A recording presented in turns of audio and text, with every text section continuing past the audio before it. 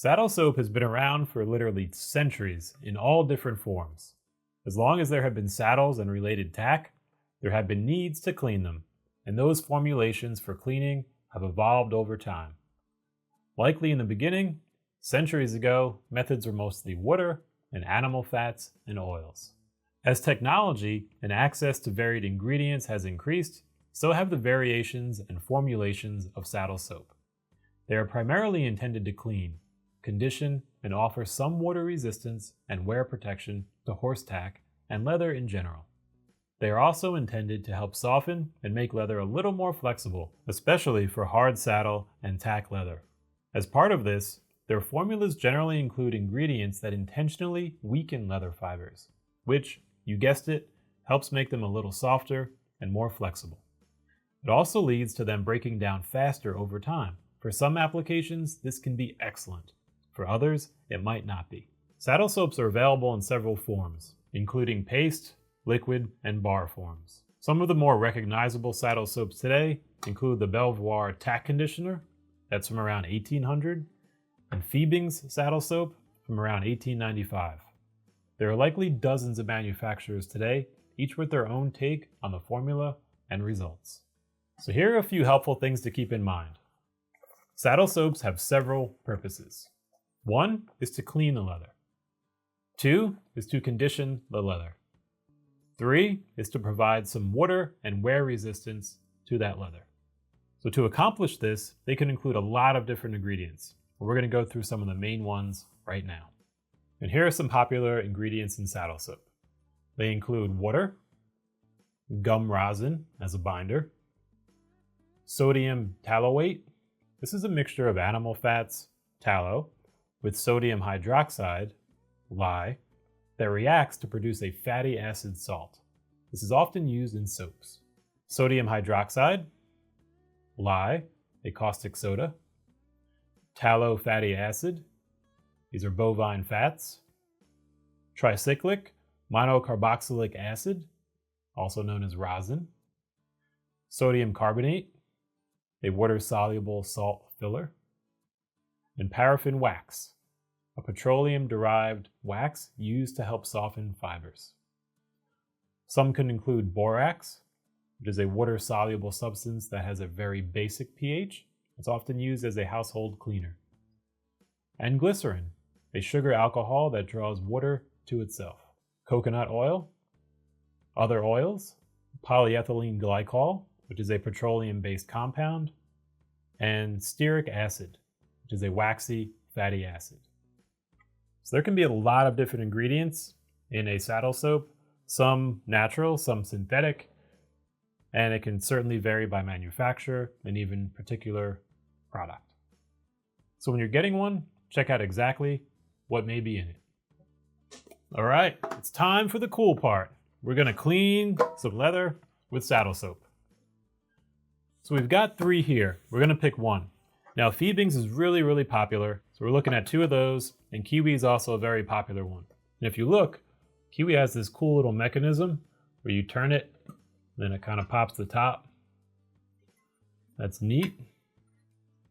And then if we look at the Fiebing's, they have this cool thing where you essentially press one side down, then it pops it open, and you could just open the container like that.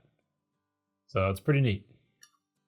Now when we're looking at the Fiebing's, there is a yellow one, which is common, and a white one, which is a common. Generally, they're going to be both the same composition. The main difference is going to be the colorant added. And that is, I believe, as it goes to help marketing, so folks would feel more comfortable putting a white substance on their leather for cleaning, rather than having a fear that a yellow substance would actually discolor their leather. When in reality, using either the yellow or the white, Fiebing's mentions that it will not change your leather color. It's purely a pigment that's part of the soap. So to clean with saddle soap, we're going to need a few things. 1 is the soap. So here we have our soap. 2 is going to be some water. We have some water here in a container. We're also going to need a brush. So here I'm using a small horsehair brush. You definitely want to use, if possible, a natural bristle so it will not scratch your leather, but will agitate the surface a little bit to help remove dirt and grime. And then we need, of course, our dirty leather.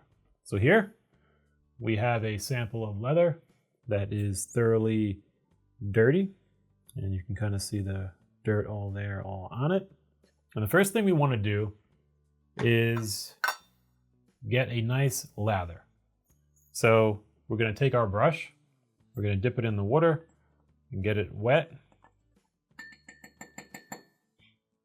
We don't want it soaking wet, but we want it wet enough that once we put it here into our saddle soap, we can start to work up a lather. And you can see that already working up there. If we look here,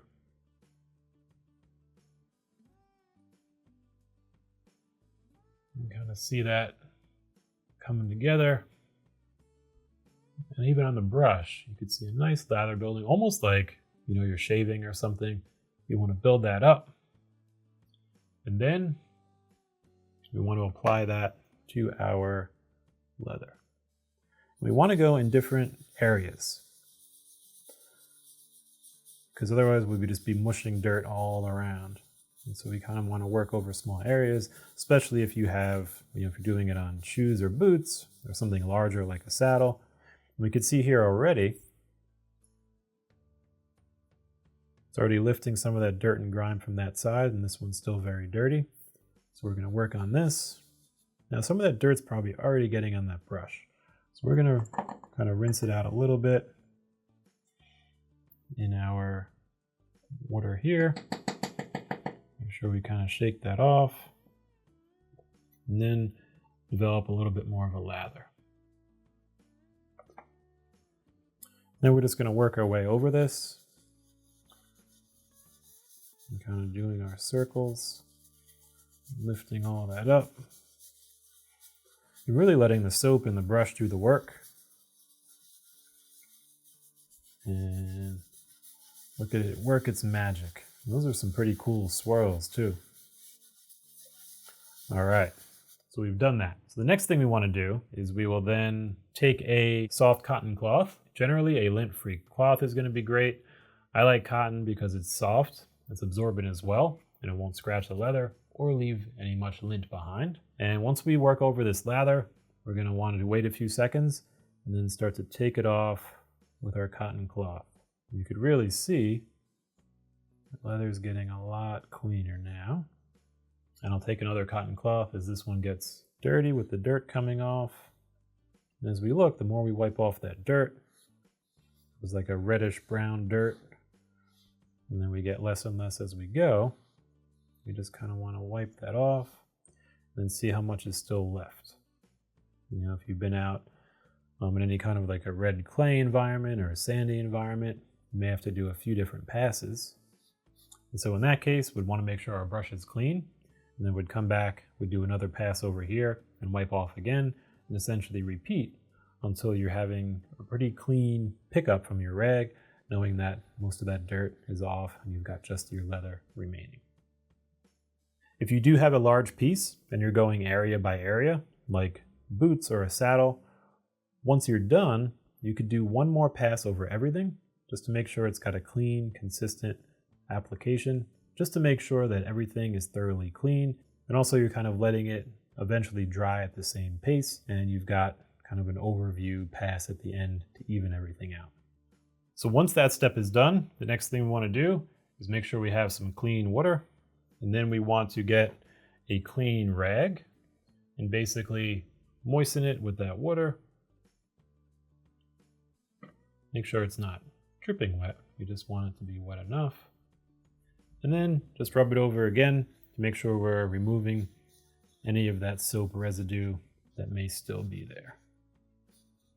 There we go. And now the leather is clean. So we'll let that sit for around 18, 24 hours until it's thoroughly dry.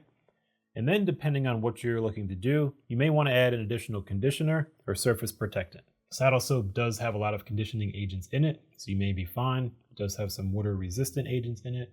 But if you're looking for a very particular finish, you may want to apply yourself an additional conditioner that you prefer, or a waterproofer, or some other type of surface protectant if that's what you're going for. At that point, everything is all set and your leather is clean and good to go. So that's the magic of saddle soap.